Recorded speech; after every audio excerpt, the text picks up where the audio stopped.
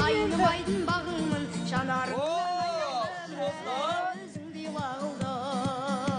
Аяқ өзім қадірлім, ақ жүзіңді сағындым, бұл жалғанда мен сенің айнымайтын бағыңмын, жанарымнан айналдым, дәл өзіңдей лағылды.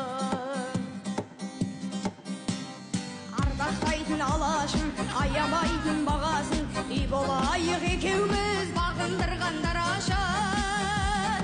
Ата-анамыз жол қылсын, екі ауылдың арасын, келін болар деп жүрсем, мақтан етер анашым, аяқ өз қайда барасың. Аяқ өзім қадірлім, ақ жүзіңді сағындым, бұл жалғанда мен сенің айнымайтын бағыңмын, жанарыңнан айналдым, дәл өзіңдей лағылды.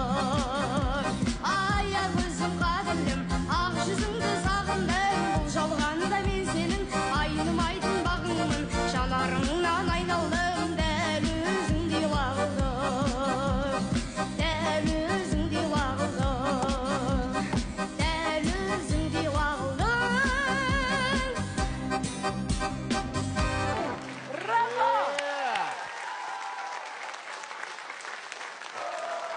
Тамаша, тамаша.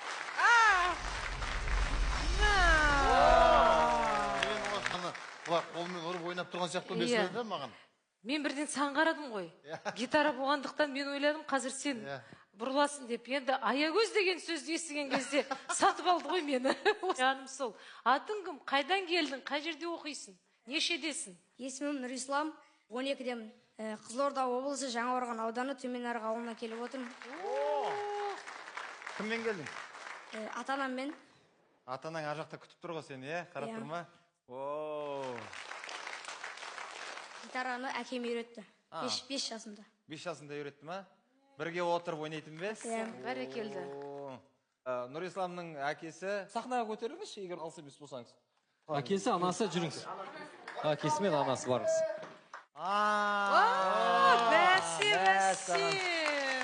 Армысыздар ма? Нұрисламның ата-анасы. Керемет, құттықтаймыз. Мынадай балапандар үшін рахмет сіздерге. Міне домбыра ұстап келеді. Жоғарсыңыздар. Керемет, сахнаға. Тыңдайықшы сіздерді. Сіздер андай күнде де бүйтіп домбырамен жүресіздер ме?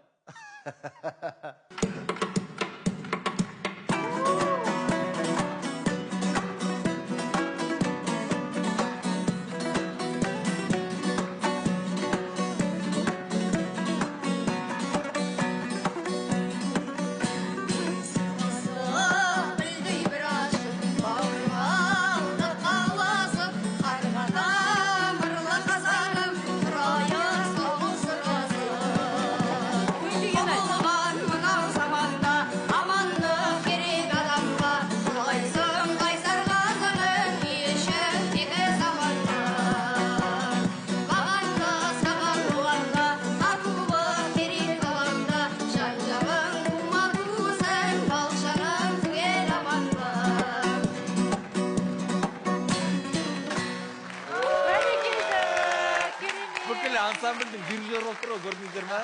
Бұл жерде не айтуға болады? Тектіден тек қуат деген осы емес пе? Папасы мен мамасы осылай домбыра шертіп тұрған кезде баласы қайда алыс кетпейтін шығар, иә. Балаңыз талантты.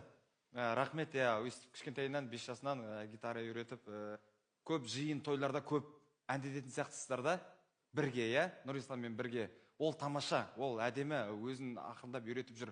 Бірақ мен бір қорқынышым бар. Тойда көп болмай қойсыншы бала, өтініш.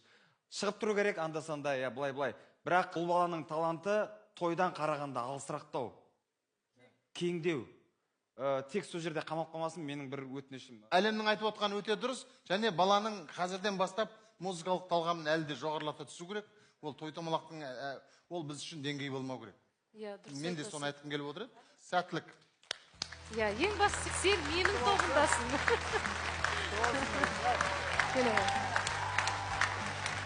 Қошемет! Үй жанымсың.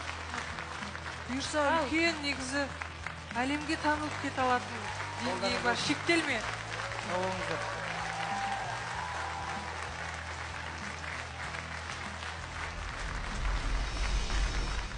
мен мысалы музыкалық мектепте оқыдым да, және тек сол музыкалық мектептің шеңберінде қалып қойдым негізі. Ересек болғаннан кейін 22 жасымда басқа адамдар басқа музыканы тыңдап қана мен шыға алдым, сол балалардың жанында жүріп.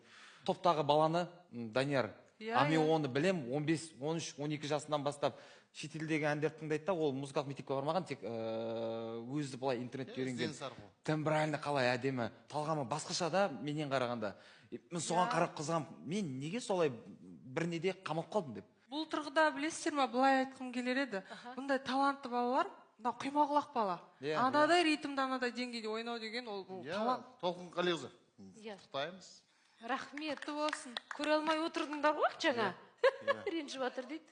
Көре алмай. Қалай? Менің үйіме тағы бір бала келген, сендер көтере алмай қалдыңдар ғой жаңа.